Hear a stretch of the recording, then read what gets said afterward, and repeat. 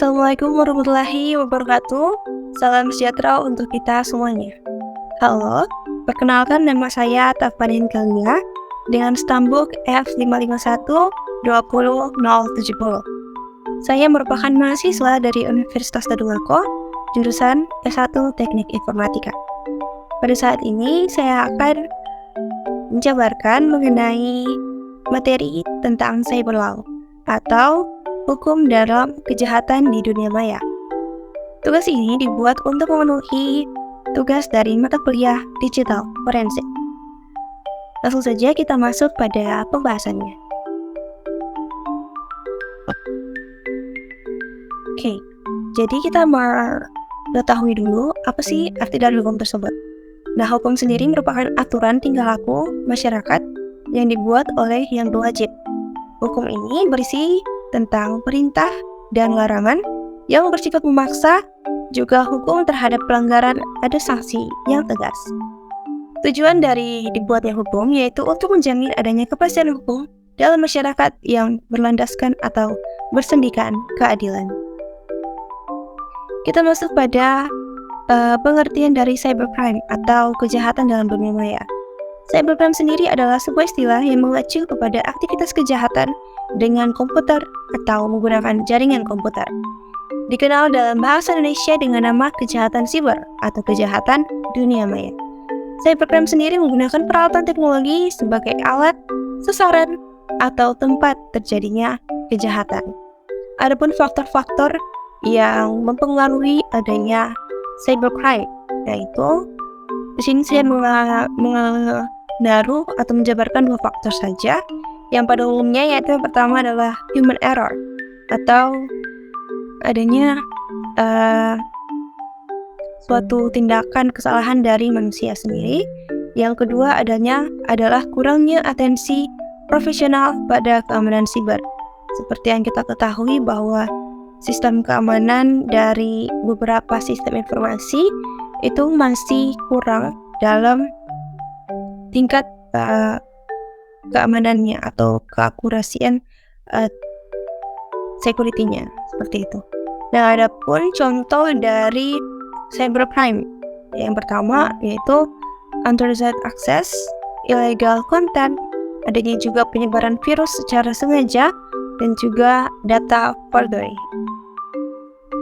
Selanjutnya, kita masuk pada peraturan yang memuat mengenai undang-undang tentang teknologi informasi. Nah, adapun undang-undang yang dicantumkan atau yang berlaku di Indonesia yaitu UU ITE. UU ITE sendiri merupakan undang-undang informasi dan transaksi elektronik yang mengatur mengenai informasi elektronik dan transaksi elektronik. Informasi elektronik ini mencakup data elektronik, suara, peta, rancangan, EDI, foto, email, telex, telegram, serta kode akses. Sedangkan untuk transaksi elektronik ini mencakup mengenai perbuatan hukum yang dilakukan menggunakan komputer, jaringan komputer, dan media elektronik lainnya. Contoh sederhananya mengenai transaksi elektronik yaitu perjudian online. UU ITE sendiri pertama kali disahkan melalui Undang-Undang Nomor 11 Tahun 2008 yang sebelumnya akhirnya direvisi dengan Undang-Undang Nomor 19 Tahun 2016. Adapun tujuan atau manfaat dari Undang-Undang ITE sendiri yaitu untuk menjamin kepastian hukum melakukan transaksi elektronik. Yang kedua, mendorong adanya pertumbuhan ekonomi di Indonesia. Yang ketiga, mencegah adanya kejahatan melalui dunia maya. Dan yang keempat, yaitu untuk melindungi pengguna internet dari tindak kejahatan. Adapun contoh atau salah satu pasal yang ada dalam Undang-Undang Informasi Teknologi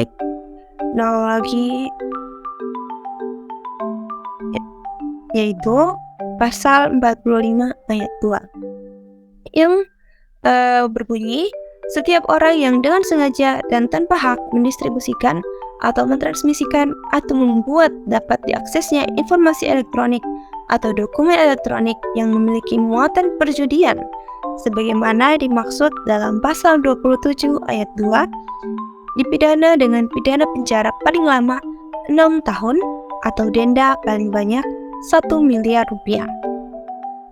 Nah, acuan dari pasal 27 ayat 2 sendiri berbunyi bahwa setiap orang dengan sengaja dan tanpa hak mendistribusikan atau mentransmisikan atau membuat dapat diaksesnya informasi elektronik atau dokumen elektronik yang memiliki muatan perjudian. Nah, untuk pasal 45 ayat 2 dan pasal 27 ayat 2 sendiri merupakan salah satu kasus atau pelanggaran hukum yang lumayan sering dilaporkan dalam kepolisian. Hal ini dikarenakan masih banyaknya pelaku-pelaku yang melakukan perjudian online, yang tentunya hal tersebut sangat merugikan negara dan juga masyarakat.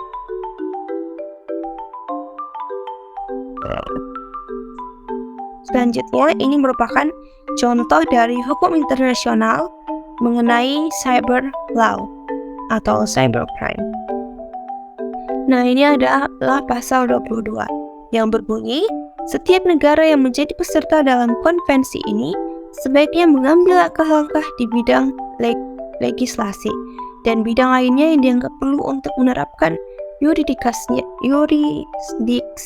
terhadap kejahatan-kejahatan yang tercantum pada pasal 2-11 konvensi ini dalam hal kejahatan tersebut berlangsung di yang pertama, wilayah negara tersebut, di atas kapal berbendera negara tersebut, di atas pesawat yang terdaftar hukum menurut hukum negara tersebut, kejahatan yang dilakukan oleh warga negaranya dalam hal perbuatan yang dilakukan tersebut dikategorikan sebagai tindak kejahatan menurut hukum pidana di mana perbuatan itu terjadi atau jika perbuatan tersebut berlangsung di luar wilayah yurisdiksi negara.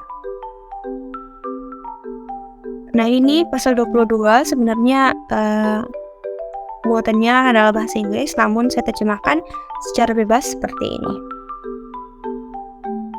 Artinya bahwa apabila ada warga negara asing yang melakukan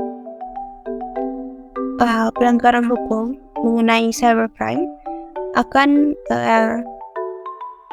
diterapkan pasal ini berdasarkan wilayahnya. Nah, ini ada contoh kasus di Indonesia yang mengenai pelanggaran Undang-Undang ITE. Nah, saya ambil contoh dari kasus Indra Kesuma. Indra Kesuma sendiri merupakan selebgram TikTok yang sempat viral karena konten-kontennya yang bersifat seperti memamerkan kekayaannya.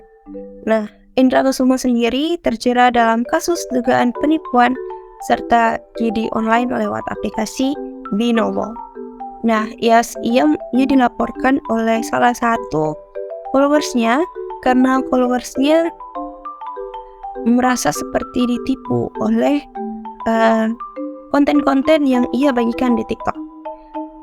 Indra Kesuma ini diduga melakukan tindak pidana judi online atau penyebaran berita bohong melalui media elektronik dan juga ia diduga melakukan penipuan, perbuatan curang, dan TPPU atau tindak pidana pencucian uang. Adapun pasal-pasal yang menjerat Indra Kesuma yaitu pasal berlapis.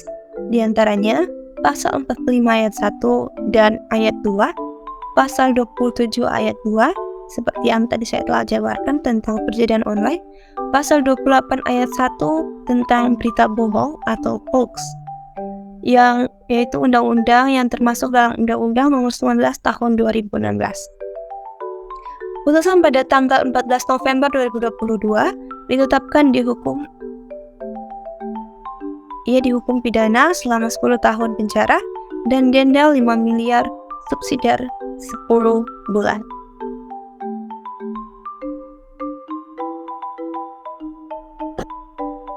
Oke, sekian penjabaran saya mengenai cyber law.